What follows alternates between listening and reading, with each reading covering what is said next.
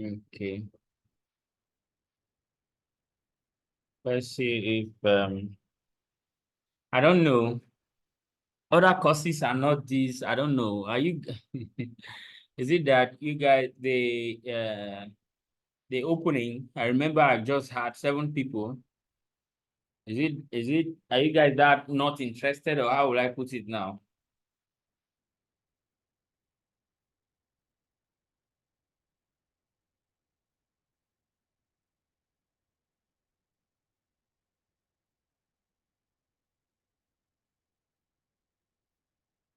So welcome John Elijah, Kizito, Thank you, and sir. so do we have any questions? Were you able to go through what we have? Do you have any questions? Let's see how we can deal with them.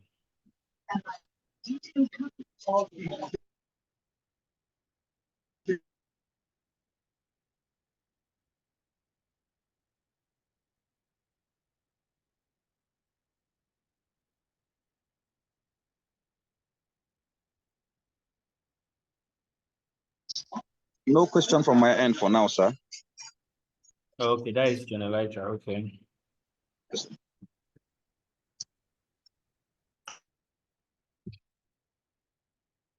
So I think it's only digital marketing that we didn't get we didn't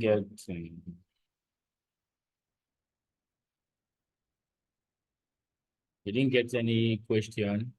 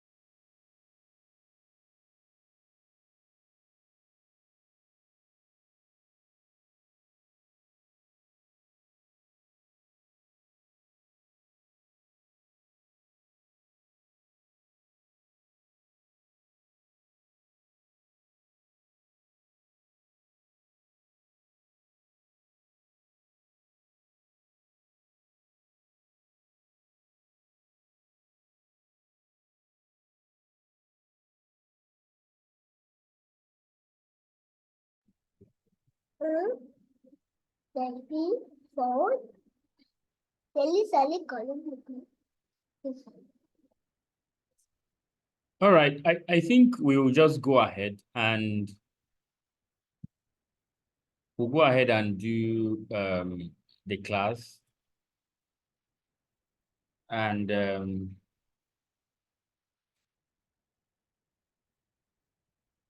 okay.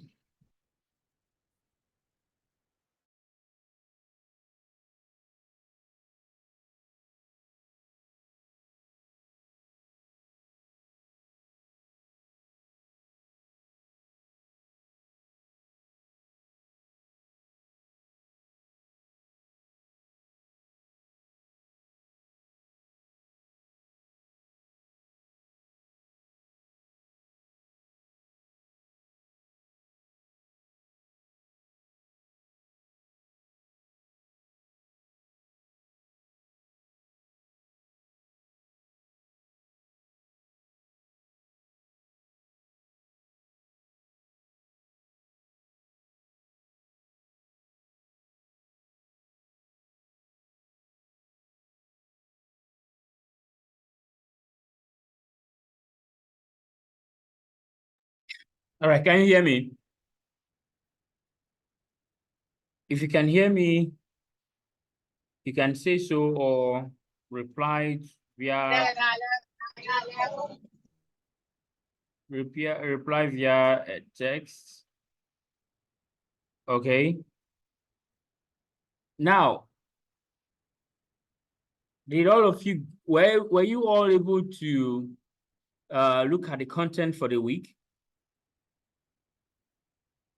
we're all able to look at the content for the week. That is from day 1 to 3.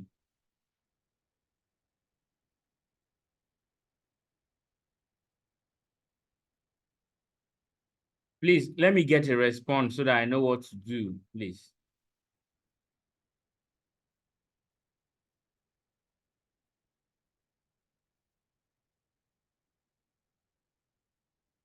Okay, 1 and 2. All right, John Elijah say you did 1 and 2. So you were not able to cover you did, that is introduction to content marketing, then steps. You did steps on.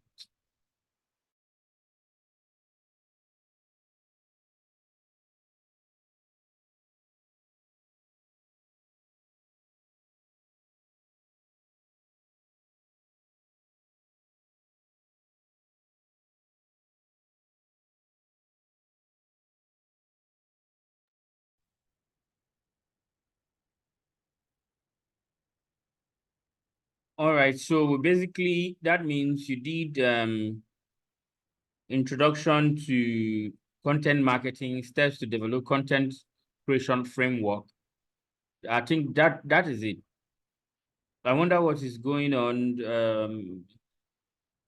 And that is to say that we don't have questions, and because we couldn't round up what we have for the week. And it's not, can't quite say it's amazing why we should have just 3 persons here, but it's no problem at all.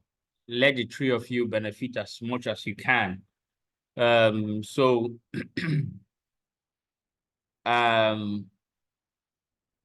now, digital marketing. We talked about, I don't know how many of you here were present in or was present when we're talking about the importance of content. One of the videos that we're supposed to cover was supposed to talk about getting a catchy headline, right? The importance of getting a headline that turns head.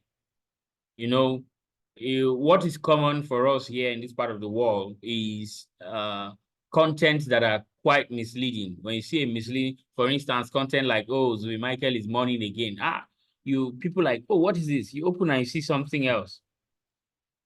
All right. So those are unethical, not correct, and so, but it is possible that we determine the best headings. And that is what we will just do today, because you've been unable to finish your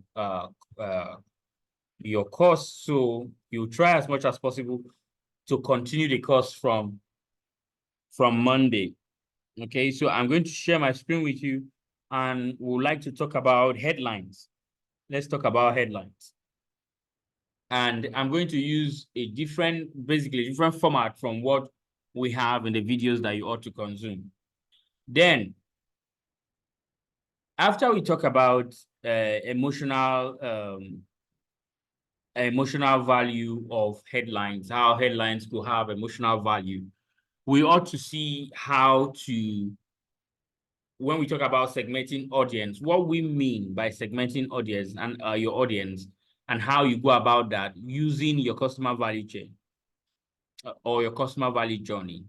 Okay, I'm going to lead you up into customer value journey, and then we close for the day. So what we are going to start with is going to be the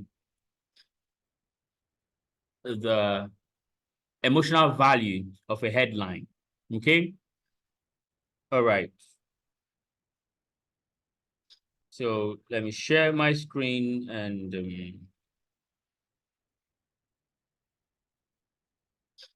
all right. So we'll first search for headline analyzer, but I don't really want to search for headline analyzer. What I want to do is to open the headline analyzer straight, and the headline analyzer is from Amin Institute, or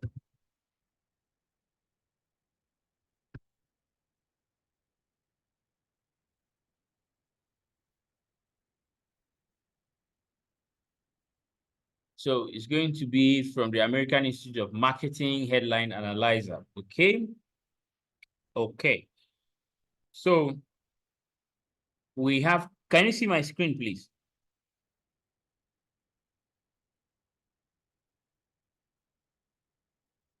Can you hear me at all, please?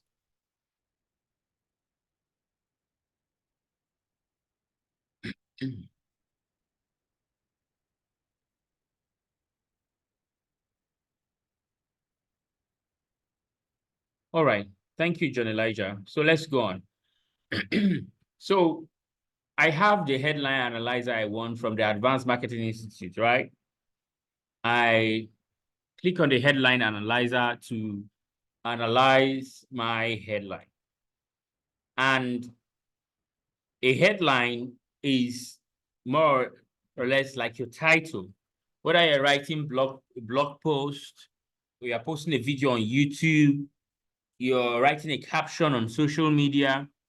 So the headline is important and can basically go across multi-platforms. Okay, so we have this headline analyzer now. Let's say we want to analyze this topic, how to manage your emotions.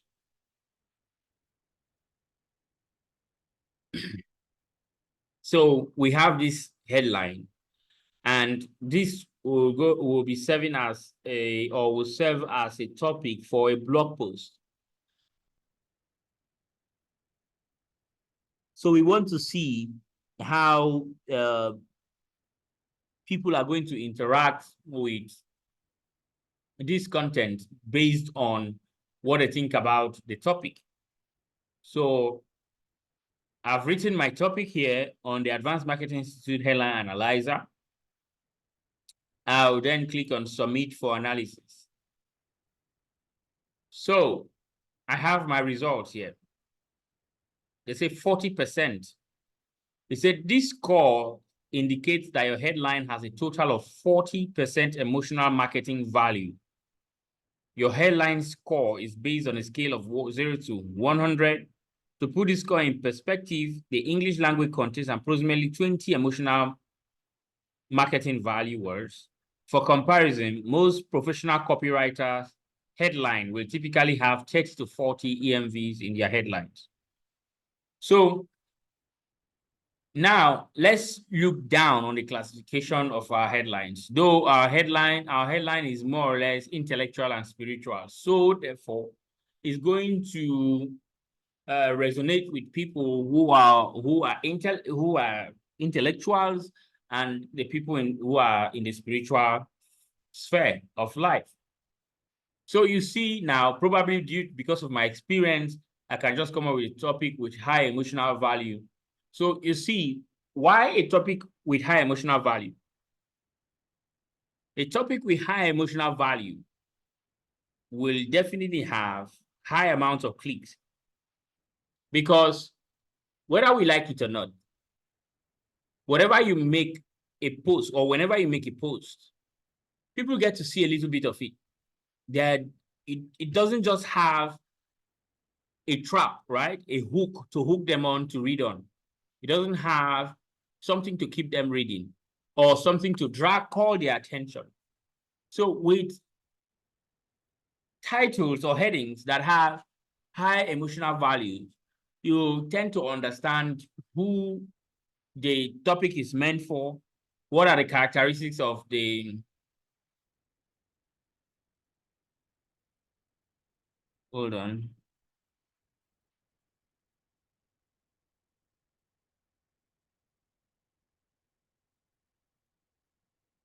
What are the characteristics of the people? Like we see here now, we have those of intellectual and spiritual capabilities. So it's important that we know this, right? We have other headline analyzers and what you can use them for. Like in one of the courses that you are yet to take, which you were supposed to complete this week. We talked about headline, how to craft an engaging headline. This is one way that we didn't share. So, but I'm sharing it now here. Okay, and that is why these live classes are very important. I don't know if we have any team guide or here, because the live classes are important, and that you take the course materials we have available for you is likewise very important.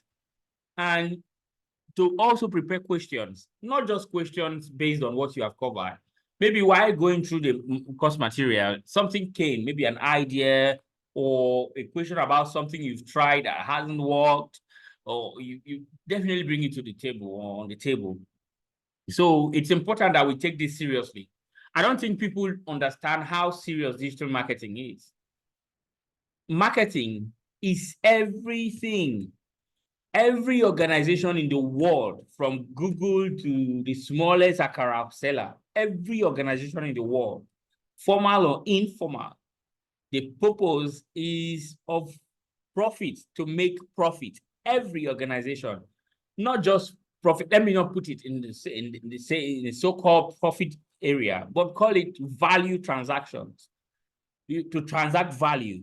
That's the sole purpose of every organization in the world. So, and you see that marketing comes into driving that purpose. Okay, so it's important that we actually see how important marketing is. Digital marketing or marketing is not for people who tend to say, okay, I want to learn a tech skill and let me see. It seems digital marketing is simple and so on, because maybe they feel others are more complex. Every course have their own complexity, right? If that's right. But every course have the areas where they are complex and have areas where they are simple. And now, before anything makes sense, before anything whatsoever makes sense, the first thing is that who are we selling this product to? Who is this business for? Those are questions. I would really love to get those questions. How do I ensure that my ad gets to the right people? How do I ensure that my content gets to the right people? And who are the right people? Right from the introduction to content marketing, I think those questions should pop up. Okay.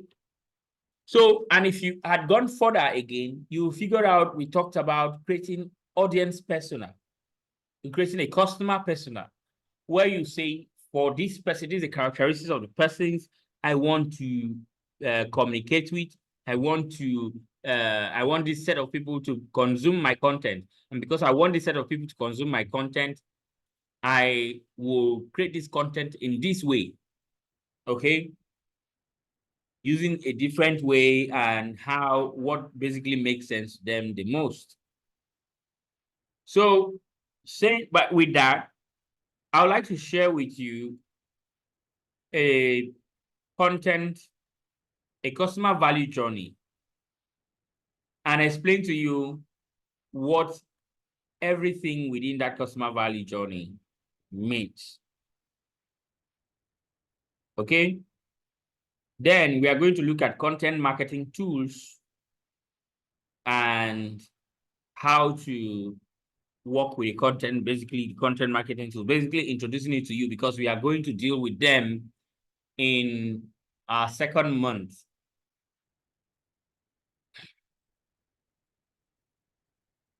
Okay, I guess you can still hear me.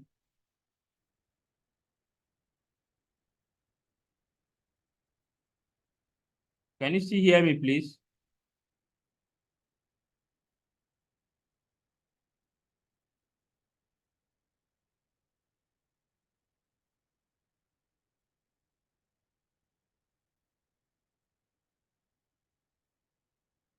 Nobody is responding. Okay, I can see from the chat. Okay, Mota, we can still hear you. I can hear you. Thank you, thank you, thank you. All right. Okay. So let me share this with you now. And so we talk about the customer value journey.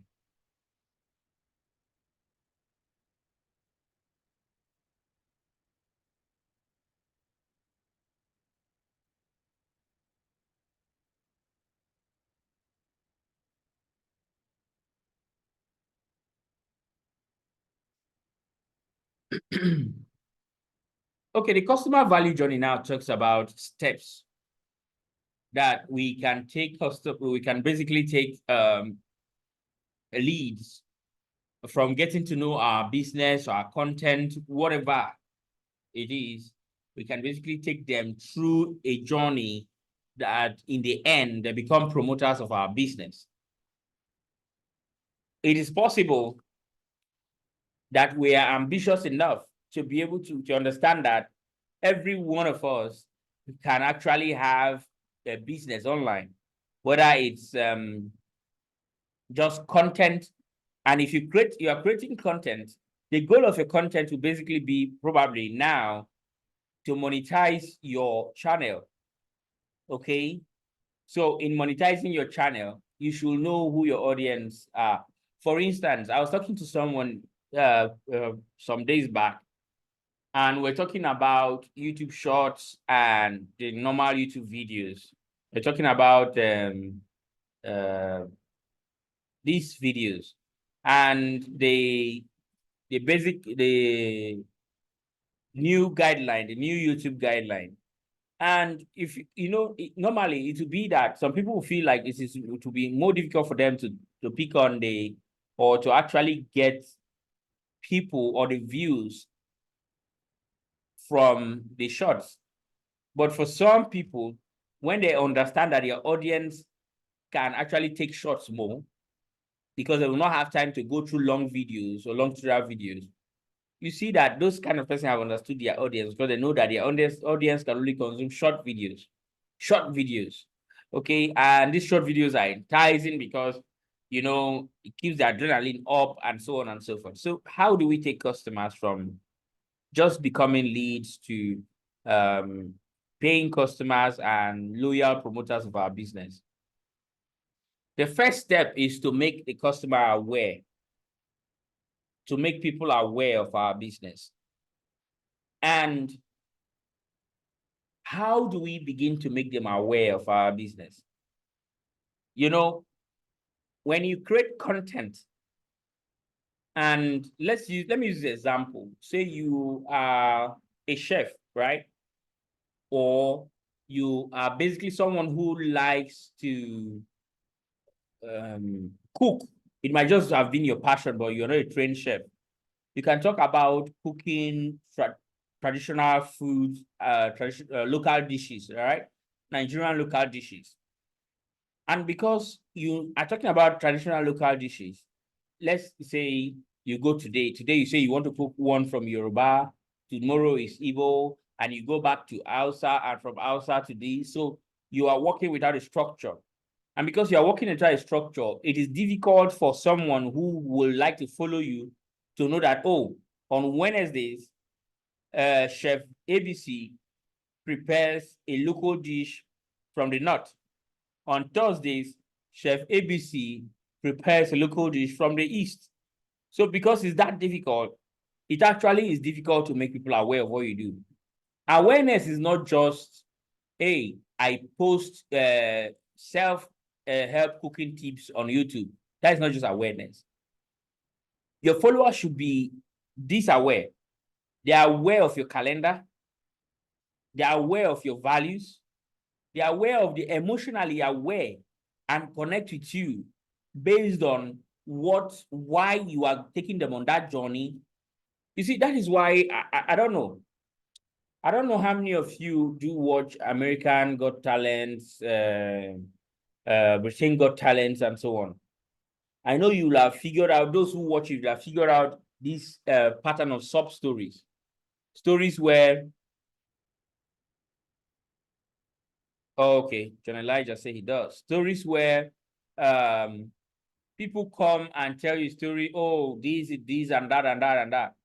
You see, if, okay, then there's this this story about there are many stories, basically. A story of being abandoned, being sick and getting better, a story of never having to do the skill before, and so on and so forth. You see, it makes the audience more invested in on what you have to offer.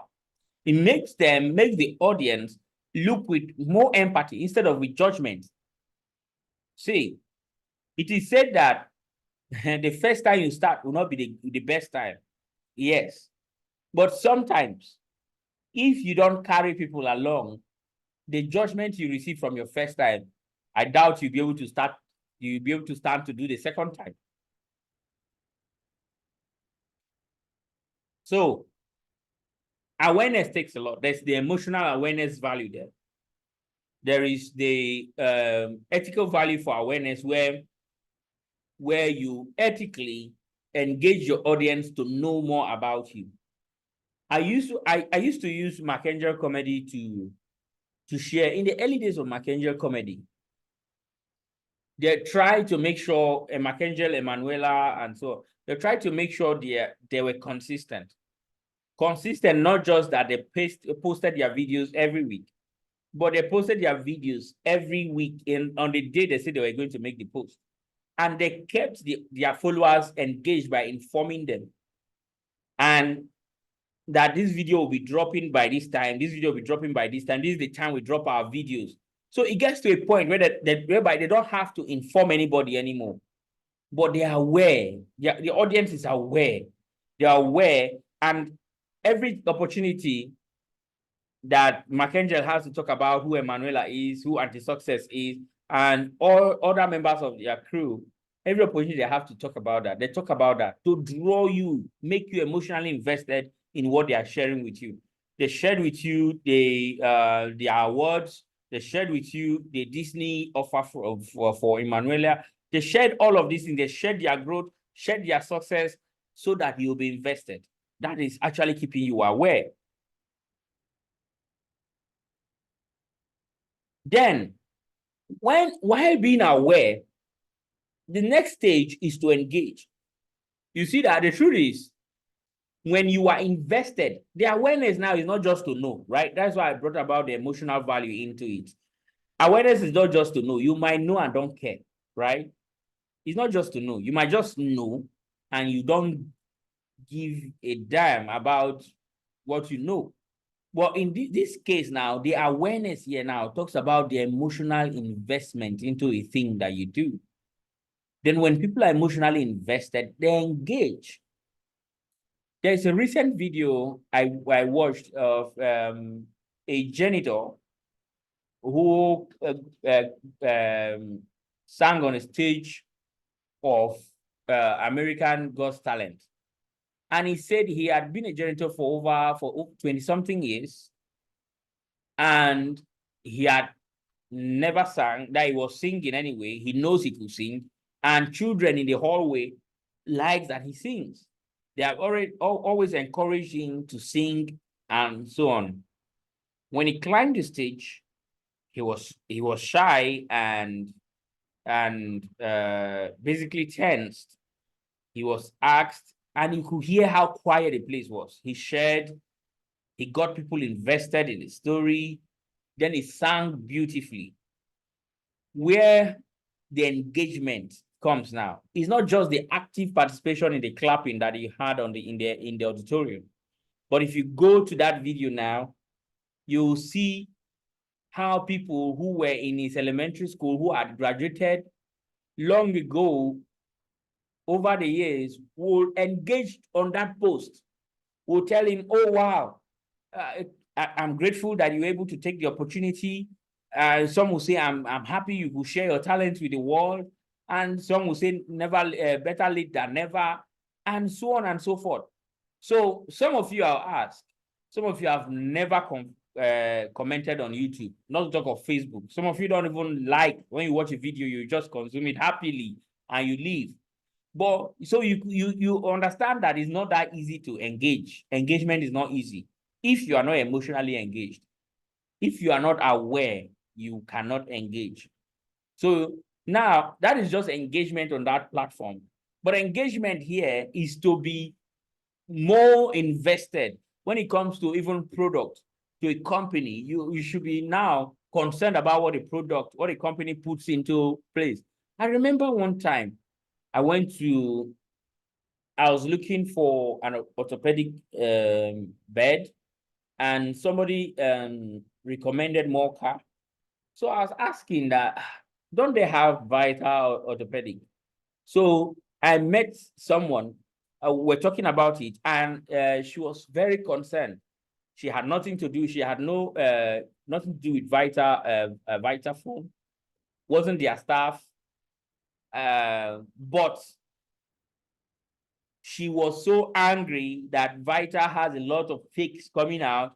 She felt the pain for Vitafoam, and later I got to know that she likes Vitafoam. The foam she had been using for a while is Vita, and she feels that only Vita should be the best quality, and so on. So you see how somebody is emotionally involved. As I'm sharing this story with you, I'm sure you are figuring out friends who will tell you to buy from a vendor. If you don't buy, they'll be beefing you as if the vendor is sharing money with them. The vendor is not giving them money, but they are just engaged. Okay. Now, the third is to subscribe. You see, even while looking at that YouTube example, you see that when you engage, it is easy for you to subscribe, whether you physically engage or emotionally engage. It is easy for you to subscribe to that channel because what? You want to see more of it. You want to have more of the experience. Then, when you engage, when you subscribe, then it's to convert. To convert here means that you are converting the lead. Through awareness, engagement, to subscribe, the person is still just about the lead. So when somebody subscribes, the person actually turns into a customer. But now, to become a customer, you have to make a purchase, right? You have to make a purchase. That means you have to convert. That is when you are converted. When you make a purchase, that is when you are converted. You know that now you see most YouTube channels have the join button where you join the communities, right? That is one. You have also that you can have a store, right? You can have a store where you can purchase items. Okay, you can purchase items from YouTubers. So now, in such a case, using YouTube as an example, when you have subscribers and you have those who can jump from being subscribers to joining the active community, as well as buying or purchasing products from the channel. Then I want to basically point, I don't know if you can see my pointer. I want to point to the fact where we have a kind of a way where leads can be dropped and re-nurtured. The customer value journey outlines the way a lead will be nurtured into a customer rather. Now, for conversion, after conversion, some leads will drop. And they will drop what? When they drop, they are not dropping to subscribers, they are going to drop to engagement, the channel. So you know how to handle your leads. After converting your leads definitely have to be excited. That is the goal, right? If I purchase a product from you, I have to be excited about it. If I'm not excited about it, that means I'll drop back to the engagement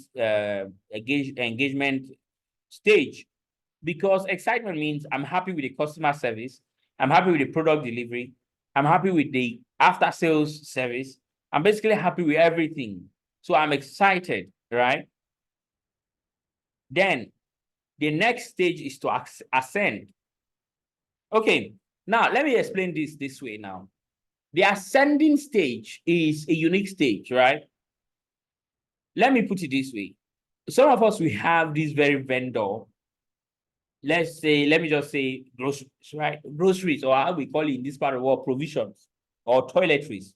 Toiletries, let me call it toiletries, where you buy your soap, bathing soap, and so on, and your beverages, right? So some of us have these ideal, or how do we call it now, customers, right, that we go to buy things from. Now, it's not that they sell anything different. It's the same thing, the same product, not at a cheaper rate, but we prefer to go there to buy them because there's something that vendor is doing that actually excites us. And let's say we usually go there to buy a particular product. Let's say the big Bonvita, right? Big tin of Bonvita. The upselling here means that we go either above to buy something higher, different from what we go to buy, or we buy more products. Using an electronic shop, for example, if you have a customer and you bought a set of DVDs from them, you might decide to buy, you might see this television that you really like and go back to buy them, but you'll have gotten that TV from anywhere. Then advocate is a very important stage. Now, the advocate stage is the stage where a customer becomes an active marketer, right? The customer becomes like a marketer that advocates for your product. If, for instance, if you ask some people now, they'll tell you that they prefer LG, right? LG Electronics. While some will tell you that they prefer Samsung. And if you go to mobile, the same thing. So I'll tell you that they can never use Techno, they can never use this, they rather use that for the Android users, right? They'll say they can never use this product, so say it's Journey and so on. So when you see how you can see that while maintaining that there is a way you can influence your circle to basically use that product. You are basically advocating for that product. Then promotion, you are going out, right? Out of your way, promoting. Like, let me give you an example. I think some of you will have noticed this. If you buy a product, let's say you buy a product from an online source. You see what the online source will give you. There is a message that comes and say, share this on your social media. And what is the message? I just purchased a product from maybe Konga, for instance. You say, I just purchased a product from Konga. Why is Konga doing that? Konga is moving you quickly. You converted. But Konga is moving you through Excite, Ascend, Advocate, moving you to promote. Jumia, the same thing. Amazon and the rest. They are trying to fast track your movement through the customer value journey. Because when you tell somebody, when you post on social media, it goes to your timeline, right? And your friends see it. So if you buy a product and they are saying, make this post, I just purchased, it happens too when you purchase, say, hosting and so on. You say, make a post. I just purchased this hosting from this hosting provider. Now, what they are trying to do is to help them advocate, to promote, okay, promote this. That is to say that you are actually giving the consent that these people are good and that this is who you are with. Okay? All right. So, any question on that?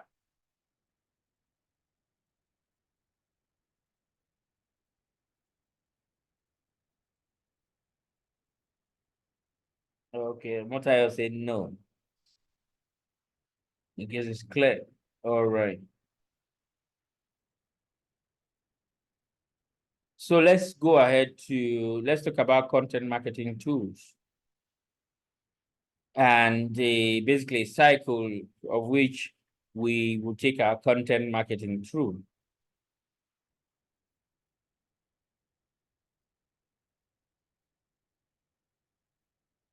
So the first thing that we do before even going on to write our content is to do a content research. And to do a content research, we need a content research and planning tool. All right. So we have many content research and planning tools. One of the most common is Ahrefs, right? There is the Google, okay, no question yet. There is the Google, the Google trend, right? let me see, let me share this with you and share the Google Trend with you so that we take a look at it. You can still see my screen, right? Google Trends. All right. So this is a Google Trend. And if you want to be a good content creator, and you remember, content can be text, can be videos, can be podcasts, and so on. So now, in the Google Trend is a free tool, and I recommend it. Okay, the tool that I recommend to search for a trend. It's a explore what Nigeria is searching for right now. You need to know what is happening. Even if you want to write on an abstract topic, on an abstract content, you need to be able to put trendy discussions within it. Okay. Now, you can come to trending now, the trending now tab, so that you actually see what is trending. But if you're on the home tab, you need to search for what you have right now. For instance, if I have a keyword in mind and I want to see how it's trending currently, I will just say, okay, the keyword I have is making money online. The key phrase, let me say so. I click on explore. When I click on explore, it loads the interest over time. I will basically see the interest. I will come to the region.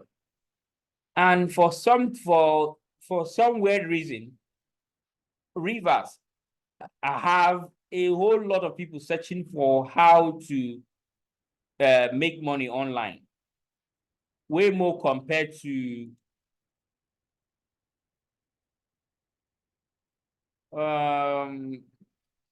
Latif Kende say he can't hear my voice. Please, can you guys hear me? Can you guys hear me? Let me know if it's just Latif.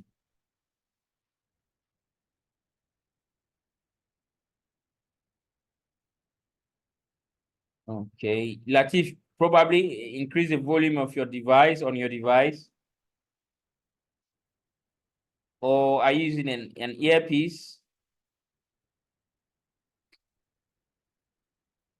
Okay, so you can also swap from, maybe it's a city, you can basically change it from region to city to see city by city. All right, so for city case, we have Enugu here, is higher in Enugu, lowest in Lagos. So this is interest by sub-region. This is the trend. Then when we come now to related topics, you see that we have a topic here, making money online. And we basically see the interest over time. Okay, so that is how you explore. That is how you explore a topic, or you explore a key phrase or a keyword. But if you want to see what is trending, you come to what is trending now. What is trending, right, is collected from Google search. So you are going to see the different. June is trending. June is at number 1 with 5K plus searches. You have Tosin Dara, Bioyo, Mufti Yaks, Eminem. These are trending daily search. Now, this is in Nigeria. If you want to know what is happening in any other country, you come and check what is trending in any other country. Okay. So in Nigeria, we don't have real-time search trends to see how people are searching for now. But this is just a summary, like I said. It gives a daily summary of what is searched for. So to see more of what is trending, you can search for it, okay? And basically see more of it. So if you're making a post, you can use hashtag June or on YouTube, you can use hashtag June so that it pops up when somebody search for what is trending. Okay, so that is how the Google Trend works, and it's efficient, I must say. Okay.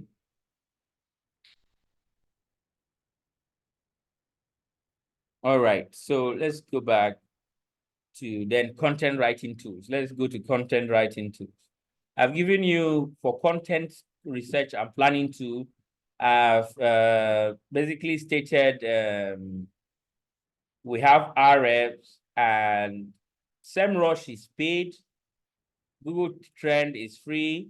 Then I talked about CoSchedule in one of your videos that you have to consume this week.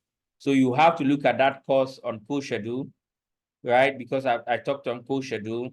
I have now shared Google Trend with you. These two at least are free and highly efficient. Highly efficient. Okay. Then for content writing tools, we have many content writing tools, but I'll share this with you, and I know it's going to be helpful. For content writing tools, we have Grammarly. We have Grammarly. Okay, we have Quillbot. We have Quillbot. So if you are a fast writer and you ever have, let me see. Okay, they say you can hear me now. If you are let me say you have idea. You see, I've always encouraged people to write. If you might have ideas to write, but probably your challenge could be your tenses, maybe spelling. If that is your problem, then you don't have a problem. In today's world, you don't have a problem. Bring your ideas alive. Write, create content. Create your content, then take it to Quillbot and ask Quillbot to paraphrase for fluency. Let me give you an example here. Let's go back to this, and I'll say, let's go to Quillbot. Quillbot, okay. Now, this is Quillbot AI paraphrasing tool. But it's not the AI per se. It's not like the ChatGPTs, the Gemini, and the rest.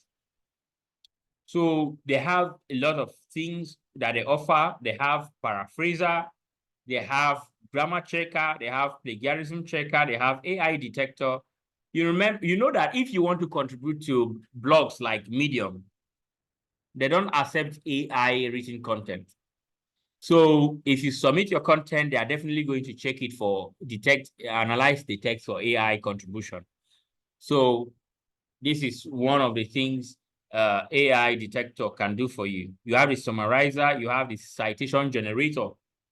Okay, so what we are interested in now is the paraphraser. Okay, so click on the paraphraser. This is the paraphraser here. Let me write something somehow. I know I usually do teach.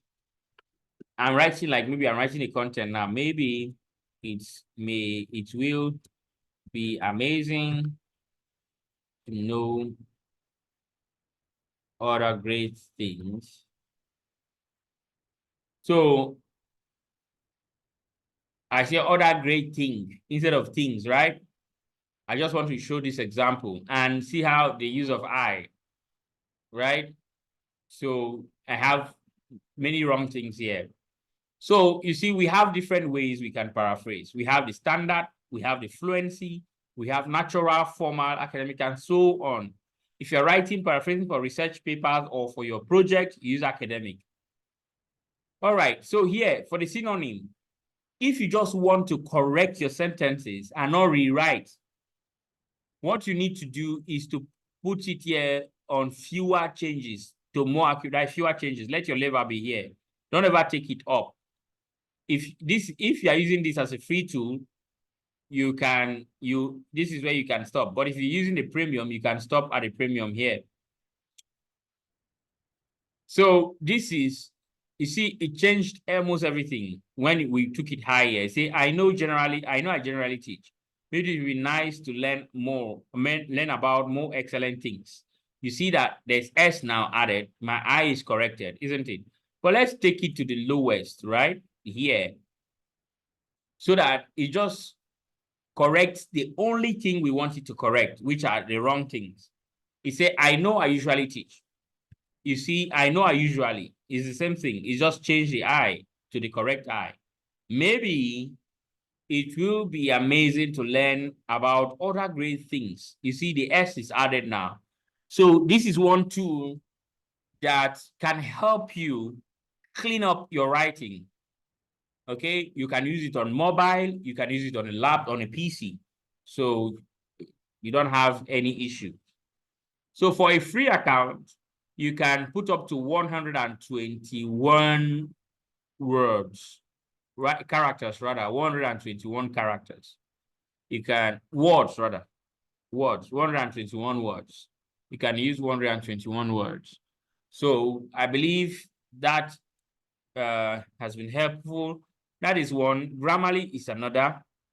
Now, Grammarly, I prefer this to Grammarly basically because Grammarly can be a little misleading. Grammarly, you have to know what you are doing to use Grammarly.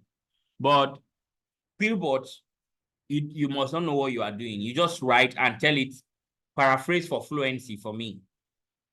And let me share. I hope I stated this. You pick on fluency. You can pick standard. Let's pick standard and see the difference. Standard will scatter the text. It will change it to something else. Let's say you want to copy my words and you want to change it, make them yours. You can use standard. You see, standard say, I'm aware that I typically teach. Perhaps learning about more amazing things will be incredible. You see, that is, standard just changes everything.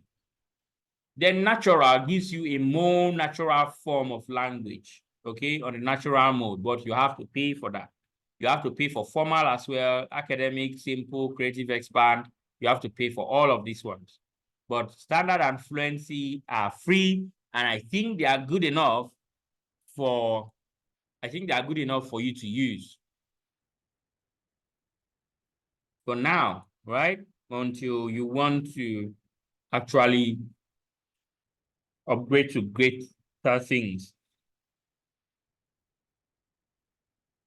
Okay, that is for content writing tools.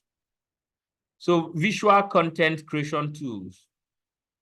Okay, on visual content creation tools, you know the Canva, right? Canva is popular. We know Canva. Then on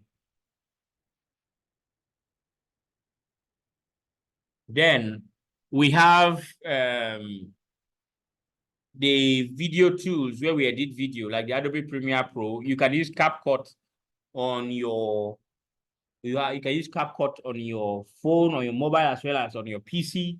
You can use Adobe background remover to remove backgrounds for free.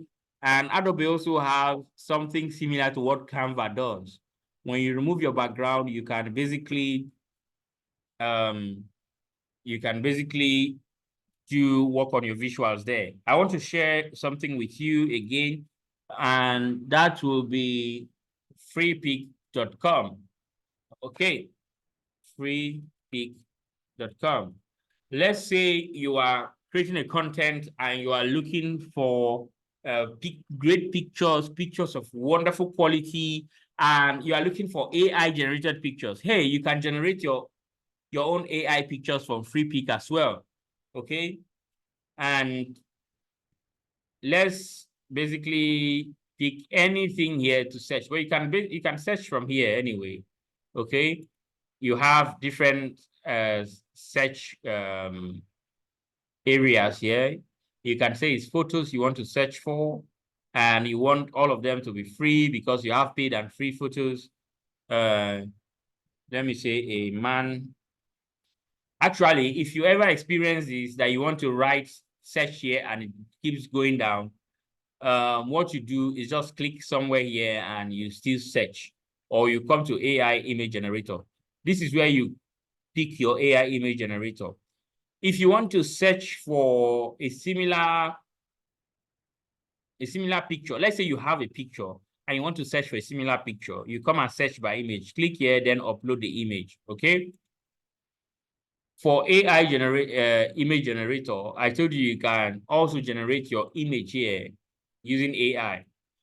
This is the Freepik AI generator, image generator. You can now search, write your prompt here, whether you want it on no style or comic or digital art or painting or cartoon, anything you want to. Let's pick cartoon and say a man, or let's say a tribal farmer. Or say generate. So it's generating for us. Let's see what it does, what it generates for us. You see, these are pictures that have been generated. They are free, right? You can use the pictures for your media, okay? You can change the color if you like. You can adjust the camera how you want it, change the lighting as you like, and other settings as well. Okay, this we have created this. Let's use another style. Let's pick another style. We don't want cartoon. We can just say all style. Okay, a tribal farmer with his children in the farm. Let's click on generate. So these are AI generated photos. Okay.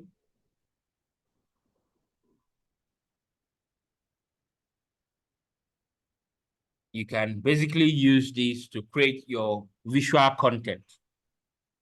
I'm sure you. Hello, somebody saying something? Ma? Did you say something? Okay. Miss Sharon, did you say something? Are you asking a question? No, sorry, go on. All right. So this is one way to create a picture of using AI generator, but you can basically get your image or images directly from, oh,